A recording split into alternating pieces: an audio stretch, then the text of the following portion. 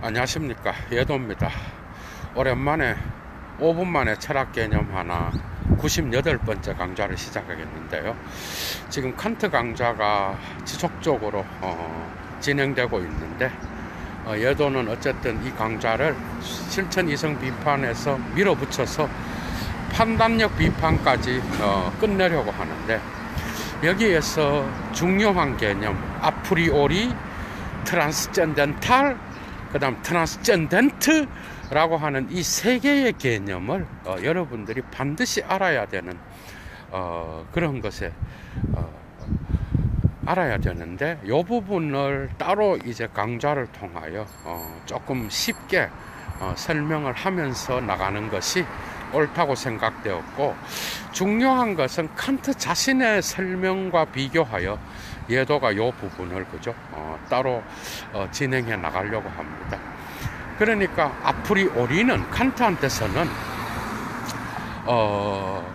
선엄이라고 하는 뜻이고, 트랜스젠덴탈은 초월이라고 하는 초월적, 초월론적 이런 뜻이고, 그 다음에 트랜스젠덴트는 초험적. 이게 조금 이 두 개는 어쨌든 철학적으로 구분을 해야 돼요. 이게 원어적인 의미보다는 철학소에서 사용되는 칸트 철학, 칸트가 이 단어를 사용할 때 철학에서 어떤 의미로 사용되는지, 이게 중요한 거겠죠, 그죠?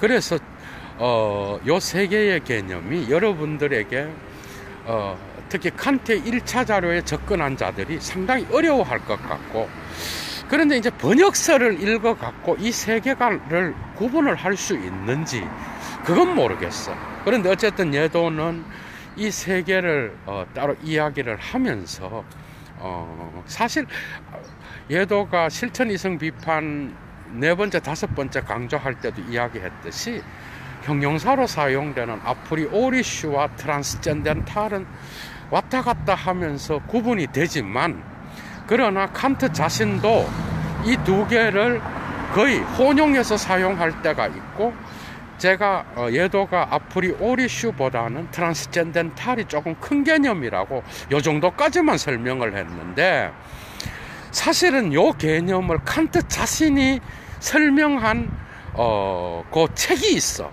그게 뭔가 하면은 1981년도에 순수 이성 비판이 나오잖아, 그죠? 81년도에 순수 이성 비판이 나오고, 그 다음에 83년도 2년 후에 형이상학 서설이라고 알려진 작품이 나오는데, 이게 원어는 되게 길어요. 프롤레고메나 주 아이널 예덴 퀸프티겐 메타피직 디 알스비션샤프트 비얼트 아프트레텐 퀸넨, 이렇게 나가는데, 이걸 번역하면 이런 뜻입니다, 여러분. 번역하면 어떤 뜻인가 하면, 학문으로 나타날 수 있는 모든 미래의 형이상학에 대한 서설, 프롤레고메나, 이렇게 되는 거야. 요 작품에서 트랜스젠덴탈을 설명합니다. 설명하는데, 그것이 예도가 지금까지 했던 것과 크게 차이 나지 않아요. 그러니까 트랜스젠덴탈은 뭔가 하면은 경험을 넘어서서 경험을 초월한다, 초월적이라는 이 트랜스젠덴탈의 개념은 경험을 넘어선다라기보다는 경험에 앞서서 모든 경험을 가능하게 하는 그러한 것으로서 사용될 때 트랜스젠덴탈이다. 그러니까 모든 경험에 앞서 있는 아프리오리한 거다, 이 말이야. 그게 아프리오리한 거는 트랜스젠덴탈 안에 있는 거예요. 그러니까 트랜스젠덴탈이 더 큰 개념이라고. 트랜스젠덴탈은 그러니까 초월적이라는 거는 모든 경험을 넘어선다기보다는 그 경험에 앞서서 모든 경험을 가능하게 하는 조건으로서 사용될 때 초월적이라는 뜻을 쓴다는 거야. 이해가 되죠? 그러니까 여기에 설명하다가 아프리오리가 들어가는 거야.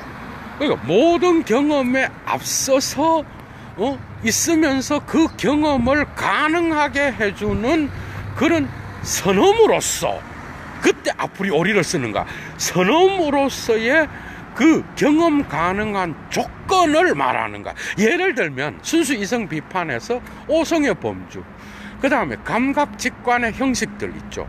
시간과 공간, 그 다음에 또 오성의 범주, 이런 것들은 전부 다가 뭐예요? 선언적인, 이미 대가리 속에 있는 거예요. 여러분들이 만들어낸다든지 여러분들이 갖고 경험을 통하여 그것을 만들어낸 게 아니라 경험을 하기 위한 조건이야. 그죠? 이미 대가리 속에 있고 여러분들이 태어나면서 갖게 된 것들이야. 그러니까 이런 것들은 경험에 의하여 좌지우지 되는 게 아니에요. 경험은 이런 것들을 통해서만 가능한 거야. 이해가 되죠? 그리고 실천 이성 비판으로 오면서는 이제 아프리오리라고 하는 것, 트랜스젠덴탈이라고 하는 이런 개념들은, 특히 초월적 트랜스젠덴탈의 개념은 자유의 개념이라든지 선언적 자유, 아프리오리슈, 트랜스젠덴탈로 프라이하이트, 이런 개념들은 바로 도덕적인 행위를 할 수 있는 선언의 조건이에요, 여러분. 경험의 조건인 거예요. 이제 이해가 되죠?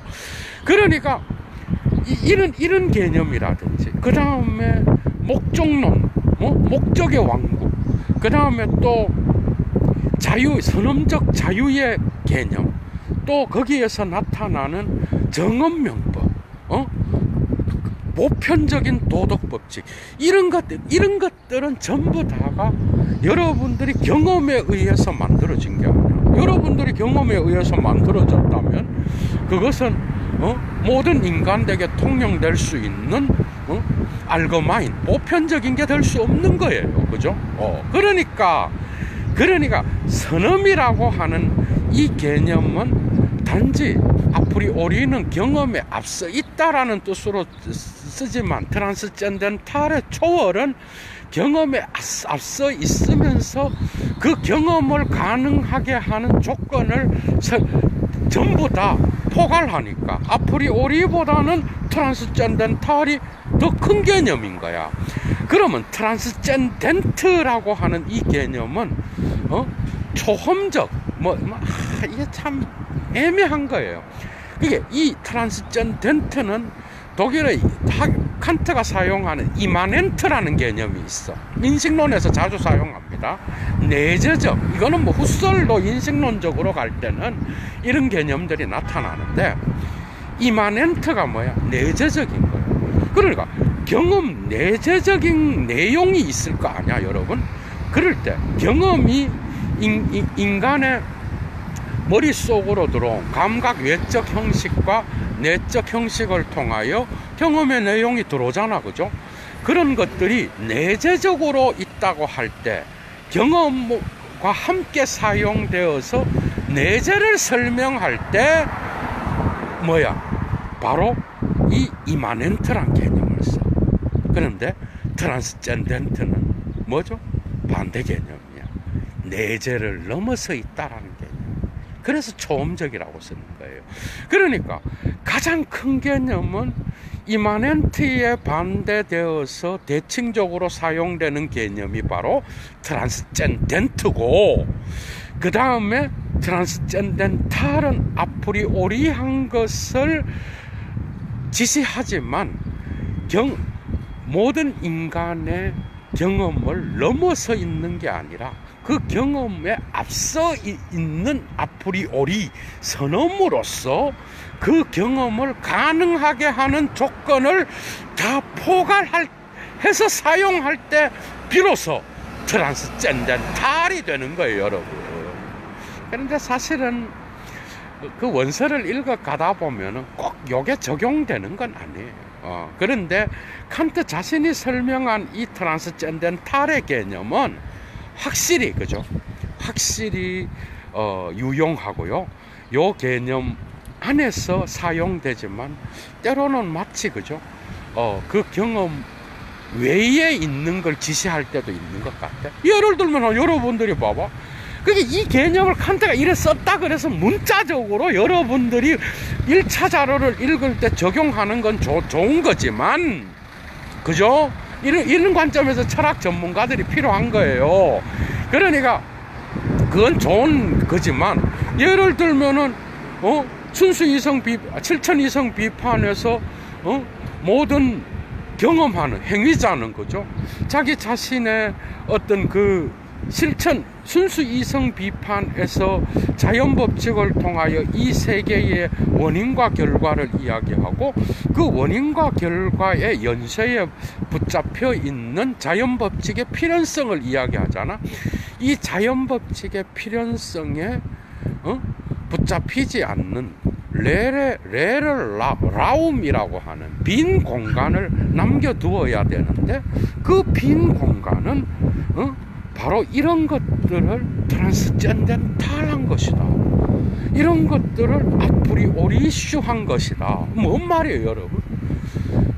그러니까 이런 자연법칙 내부에 있으면서 그것을 넘어서 있고 그 안에 있으면서 뭔가 거기에 속하지 않고 그 힘에 의해서 영향을 받지 않는다 할 때도 사용되기 때문에, 이 개념이 칸트의 1차 자료에서 사용될 때는 사실은 여러 가지의 뉘앙스를 갖고 있다라는 거야. 이해가 돼요? 그런데 이거를 그냥 문자적으로 요런 개념이야. 그래서 그걸 요런 개념인데 네가 그 개념은 틀렸어. 요거는 하수죠. 이해가 돼요? 그게 1차 자료를 읽어보고 봐보면요, 이 트랜스젠덴탈은 확실히 아프리오리슈하고 같이 쓰일 때가 있는데, 그런데 이마넨트와 반대되는 트랜스젠덴트는 확실히 구분되죠, 여러분. 그건 확실히 구분되는데, 아프리오리슈한 거랑 관계되지만 트랜스젠덴탈은 이 경험을 가능하게 하는 모든 조건, 선엄의 그런 조건, 그러니까 경험에 의하여 만들어낸 게 아닌 선언적으로 이미 주어져 있는 것을 표현할 때에 이 개념을 전부 다 사용한다고 한다면 그 내용은 엄청 포괄적이라는 거죠. 이해가 되죠, 여러분? 그러니까 오성엽 범주부터 시작해서 그 외에 얼마나 많은 칸트가 선언적으로 주어져 있으며 내용이 아니라 형식이며, 그러니까 형식은 내가 만들어낸 게 아니에요. 이해가 되죠? 모든 인간에게 주관적이면서도 보편적으로 적용되어야 되는 것들이야, 다가. 그런 것들이 전부 다가 선언적인 거예요, 여러분. 이해가 돼요? 그러니까 초월적이라는 이 개념으로 사용되는 트랜스젠덴탈은, 그죠? 요런 것도 있지만 또 다른 관점에서는 순수 이성 비판에서 주관 안에서의 형식을 얘기할 때도 있고, 그리고 주관을 넘어서서 바깥에 있는 이 세계의 원인과 결과를 이야기할 때도 이 인식을 넘어서 있는 거야. 맞죠?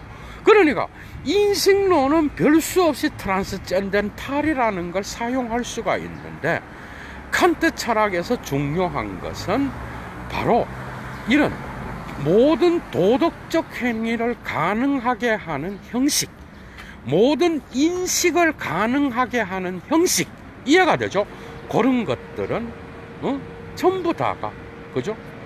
초월적인 것과 연결되어 있고, 그것에 근거해서만 인간은 무엇을 행해야 되는가, 무엇을 인식할 수 있는가, 이런 것들을 질문할 수 있다라는 거야. 그래서 거기에서 한계를 정해서 칸트가 순수 이성 비판에서는 선언적 통각의 통일을 통하여, 그리고 실천 이성 비판에서는 선언적 자유의 근거, 그죠? 그러한 도덕 철학의 형이상학을 수립했다라는 겁니다, 여러분. 그러니까 이 초월적이라는 개념은 아주 폭넓은 개념이 될 수밖에 없는 게 이런 뜻이라는 거예요. 그러니까 아프리오리하다는 거는 뭐죠? 철저하게 경험에 앞서 있다라는 뜻으로 쓴다라는. 그것보다 트란스젠덴탈은 더 나가서 아프리오리하면서도 모든 경험을 가능하게 하는 조건을 나타낼 때 그 경험적 내용이라든지 경험을 하는 그 경험의 특수한 인식적 진료들을 그죠? 넘어서서 그런 것들을 조건을 가능하게 한다고 할 때에 비로소 트란스젠덴탈이라는 개념을 쓴다라는 거. 여러분 이해가 됐죠? 예도는 물러갑니다. 좋은 하루 되십시오. 주스.